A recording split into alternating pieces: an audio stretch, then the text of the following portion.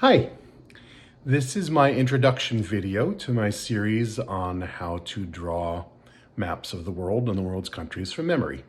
And I want to say for this video just a little bit about why we would bother from my point of view, and then a little bit about how to approach the whole project. Why we would bother. When I got my non-classical, non-Christian education, I learned lots about countries of the world that were powerful and or rich, and nothing or next to nothing about countries that were not particularly powerful or rich. So I had lots of knowledge about places like China and Germany, and literally could not have told you where Paraguay or Malawi were on a map, or probably what continent they were on. Coming back to this from an adult Christian perspective, I realized that that is not a particularly Christian way of looking at countries and the people in them.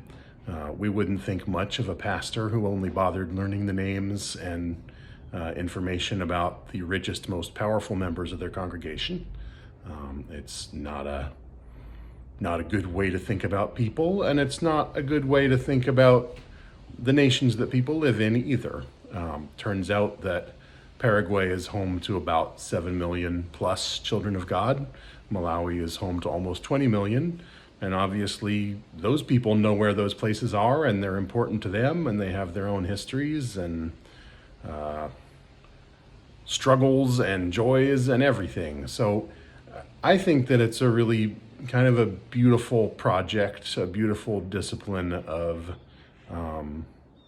respect for the people of the world, to learn the nations that all of us live in and where they are on a map.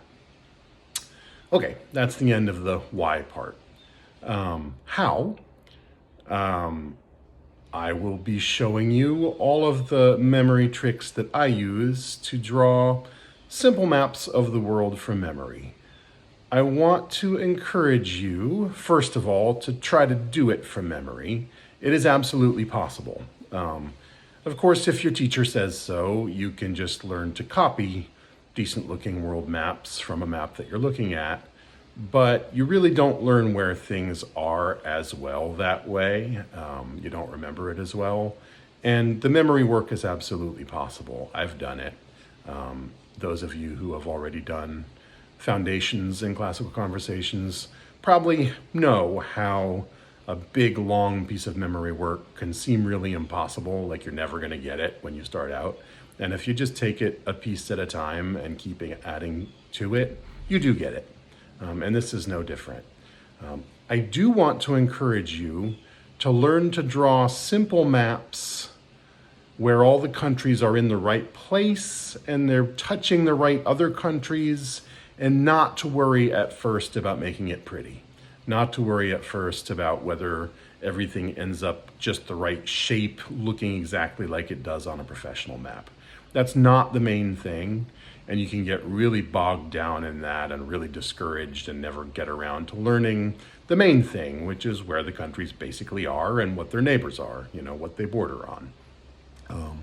So I'm going to be making a series of videos that is pretty simple maps. They will not look quite like professional maps of the world, but all the countries will be in the right places and bordering the right other countries.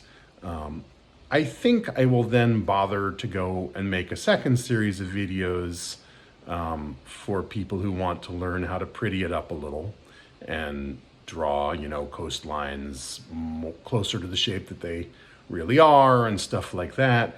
But that's basically a hobby. I'm going to do that because I'm a nerd and I've spent too much time on this. I don't encourage you to worry about that second set of videos unless and until you've mastered the first part and you're just looking for a hobby and a cool party trick of drawing better looking maps of the world. Really, the main thing is the simple maps, so focus on that. So that's it. And I hope you have as much fun learning how to draw these maps as I did.